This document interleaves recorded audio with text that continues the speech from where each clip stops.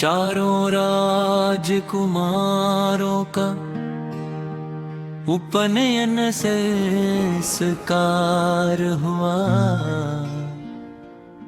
गुरु वशिष्ठ ने उन्हें वेद शास्त्र धनुर्वेद राजनीति और धर्म का ज्ञान दिया। श्री राम हर विद्या में श्रेष्ठ सिद्ध हुए, लेकिन उनमें कभी अहंकार नहीं आया। वे सदैव गुरुजनों और माता पिता का सम्मान करते। राम रोज प्रजा का हाल पूछते, गरीबों की सहायता करते और सभी से प्रेम पूर्वक बात करते।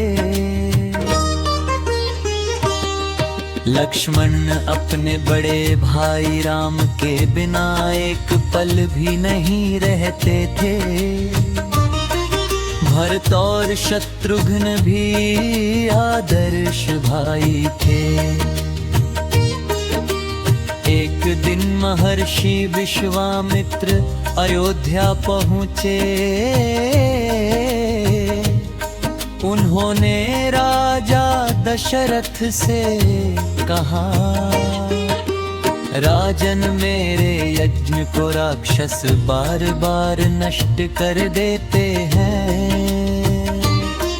मुझे आपके पुत्र राम और लक्ष्मण चाहिए।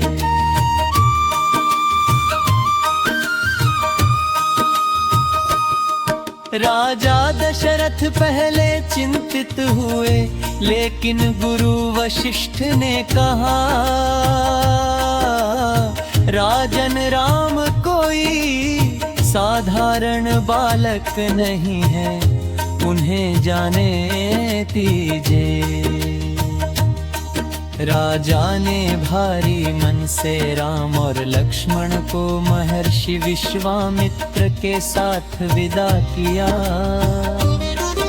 यहीं से भगवान श्री राम की महान लीलाओं का नया अध्याय आरंभ होता है। काल का वध, मारीचौर सुबाहु का पराभव, अहल्या उद्धार और आगे चलकर माता सीता स्वयंवर। श्री राम सीता स्वयंवर कथा महर्षि विश्वामित्र भगवान श्री राम और लक्ष्मण को अपने साथ लेकर मिथिला पहुँचे।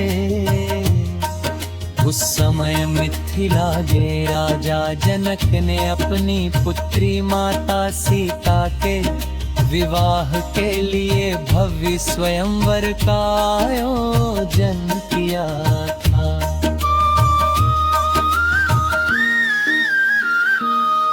राजा जनक ने प्रण लिया था कि जो वीर भगवान शिव के दिव्य धनुष पिनाक को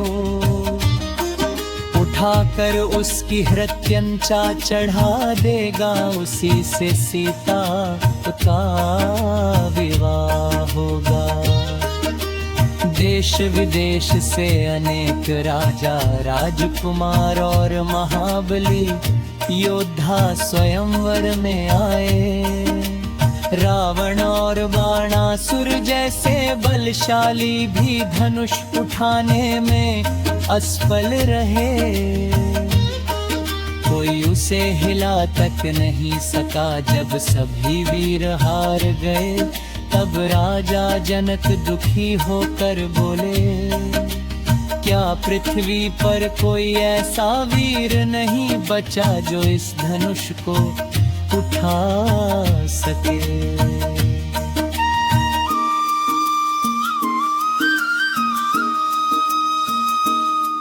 यह सुनकर लक्ष्मण को क्रोध आया, लेकिन श्री राम शांत रहे। तब महर्षि विश्वामित्र ने कहा, वत्स राम उठो और भगवान शिव के धनुष का सम्मान करो। श्री राम ने पहले गुरु और भगवान शिव को प्रणाम किया, फिर सहज भाव से धनुष को हाथ में उठाया। जैसे ही उन्होंने रत्तंचा चढ़ाने का प्रयास किया, धनुष भयंकर गर्जना के साथ बीच से टूट गया। उसकी ध्वनि से तीनों लोक गूंज उठे। देवताओं ने आकाश से पुष्प वर्षा की। ऋषि मुनि जय श्री राम का घोष करने लगे।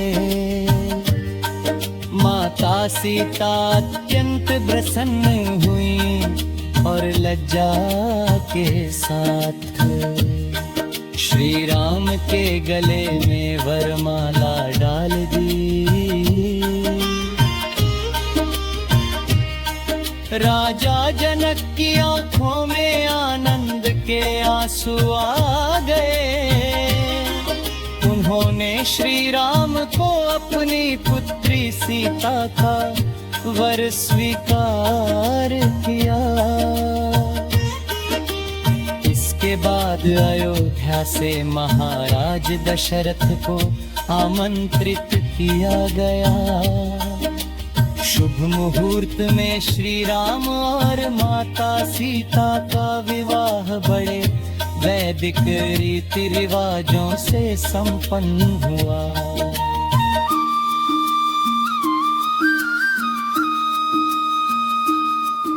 उसी अवसर पर भरत का विवाह मांडवी से, लक्ष्मण का विवाह उर्मिला से और शत्रुघ्न का विवाह श्रुतकीर्ति से हुआ। इस प्रकार मिथिला और अयोध्या के बीच प्रेम, धर्म और मर्यादा का पवित्र संबंध स्थापित हुआ। श्री राम और माता सीता का ये दिव्य विवाह सनातन परंपरा में आदर्श दाम्पत्य में